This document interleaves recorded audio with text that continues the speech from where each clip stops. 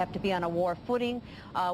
Senator Hagel has said that we've got to start securing our borders, locking down our airports, revisiting the way we protect our public institutions.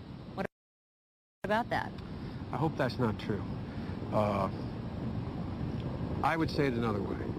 I would say we've come face to face with a new reality. A reality that we knew existed and we knew was possible. A reality that has happened in varying degrees in other countries. But if, in fact, in order to respond to that reality, we have to alter our civil liberties, change the way we function, then we have truly lost the war.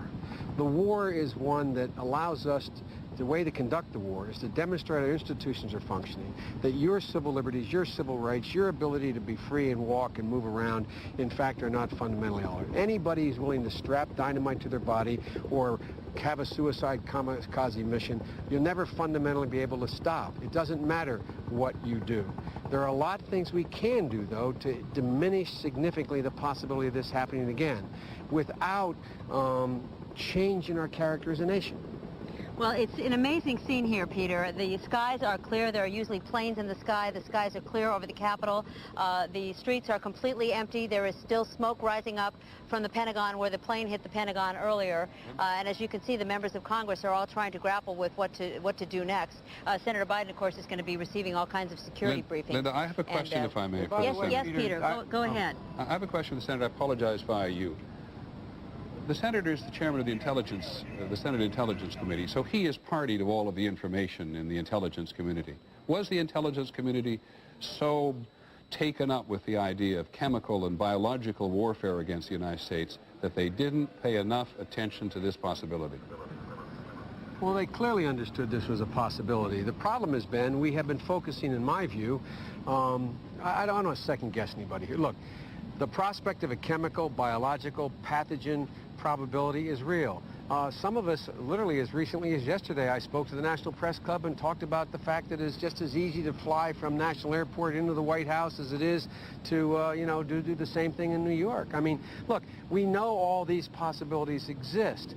And one of the things we have to do is we have to get our priorities straight in terms of what the real threats are that face us and use the assets we have to begin to deal with those threats. What I don't want everybody to think is this is some worldwide conspiracy where there's tens of thousands of people who are part of this army that attacked us. This is a group of people who are very well organized, obviously are relatively well funded, and we have to figure out how their network has worked, but we have to penetrate it. But we can't, Peter, just say we're going to focus only on this kind of incident and not on chemical and not on biological and not on pathogens, not on anthrax.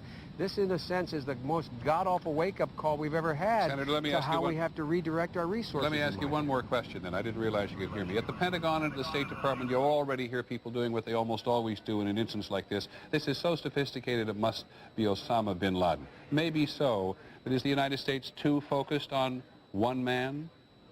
The tendency in these circumstances is to be too focused on one man, one idea, one prospect. I think that we should be calm. Those of us who hold high public office, just calm down a little bit, collect our thoughts, collect the information, and in a methodical way analyze what we know happened and what we can derive from that. I think it's much too early for us to make those kinds of judgments.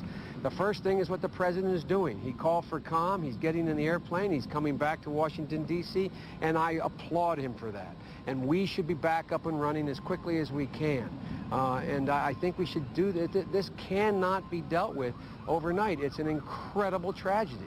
But it's the new threat of the 21st century that we are now facing. And we're going to find a way to deal with it. This nation is too big, too strong, too united, too much a power in terms of our cohesion and our values to let this break us apart. And it won't happen. It won't happen. Many thanks, Senator. And Linda, do you want to add something? Linda Douglas? Well, I just want to say that this is the beginning of what will clearly be an enormous, profound debate here in the Capitol. The dynamics of the debate in this country, as I've discovered in talking to members of Congress, have been fundamentally altered now. And here you're hearing a discussion of whether we should lock down, open up, and how we tackle this, and what our priorities are, and how we protect ourselves. So I've had just astonishing conversations with members of Congress, Peter, and there's a very grave feeling here right now in the Capitol. Linda, thank you very down, they much, and win. thank you, Senator Biden, as well.